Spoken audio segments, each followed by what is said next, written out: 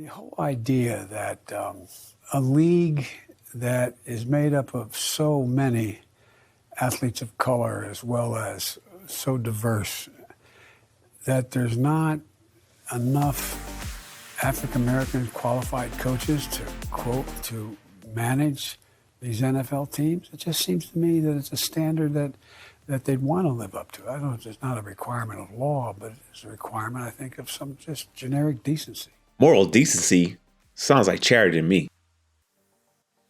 I mean, come on. We live in a meritocracy type of society. Basically, mean a society based on what you can do, not who you are or what you look like. And it's very obvious because it happens in all factions of our society, at least most. It happens in corporate, happens in sports, happens in music. That being said, just because the NFL doesn't have enough black coaches that's to equal representation of the amount of players actually makes some sense, in my opinion. I mean, think about it. You're a kid, you go to Pop Warner, which is basically for teen and boppers to play football. Majority of society within America is quote unquote white, roughly like about 65%, 60%. And just to give the direct contrast to black kids, it's roughly about 15%. That being said, after from Pop Warner, you go to regular school, elementary, you go to high school, you go to college, then you get to the pros. Now think about it. If majority of the players in the pros are black, what happened to the white guys that were high school football players, then eventually became college football players, and now they're not in the NFL? Most of them obviously went to other type of businesses, other type of industries and so forth. A lot also stayed within the same avenue of football.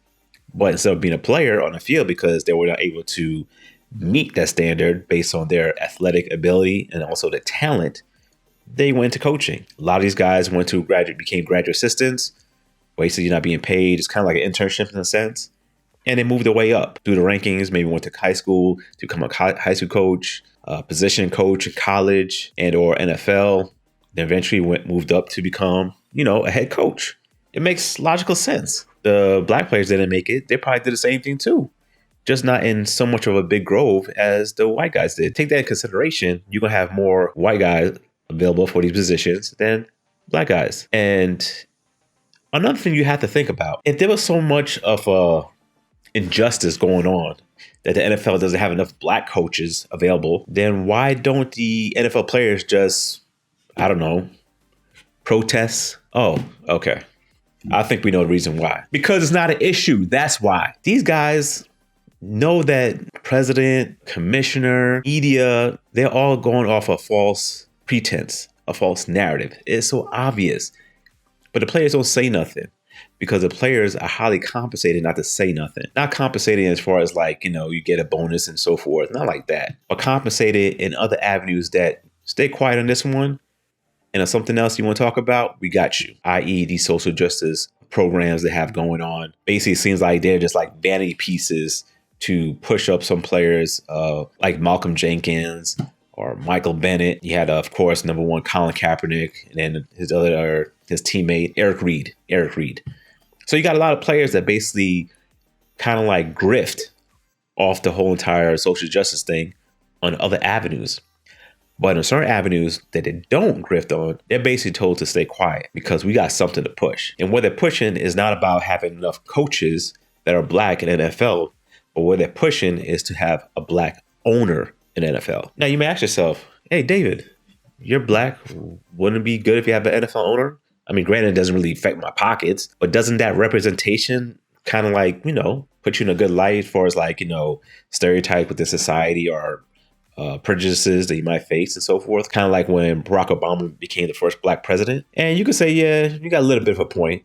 I mean, me personally, it doesn't matter, but I could see that side of the argument. But then you have to realize what kind of black folks are looking to become owners and or head of an investment group. They're looking for liberal black people to become the owners and or leaders of investment groups to buy these NFL teams. Because just like with Joe Biden talking about, he's going to make sure there's going to be a first black female to become a Supreme Court justice judge. He basically is saying he's looking for a person that's going to go by what he wants and what he says, and or not what really he wants and says, but what the party wants and what the party says. That's why he told Charlemagne the God, if you don't vote for me, you ain't black.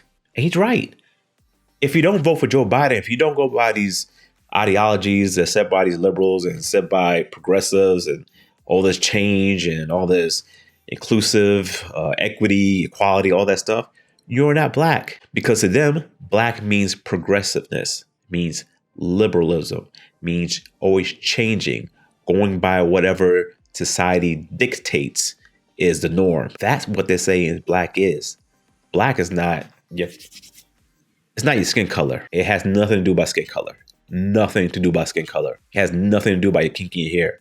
It has nothing to do about the fact that like hip hop or whatever. It has nothing to do about that. It has to do about the fact that you're about being indifferent to anything that's conservative, anything that's fundamentally sound, tried, tested, reasoned, and you're about change that's going to enhance society into a direction that we definitely do not want to go. That's what black is to them. Black is not about everything that's mentioned before. Black is about being liberal. And by having something like that, as an owner in the NFL, can push the changes that they want. So the NFL is going through a drastic change. And of course, it's coming through the Trojan horse of NFL coaches not being black, not enough representation, and general managers, whatever it may be. It's just a cover up.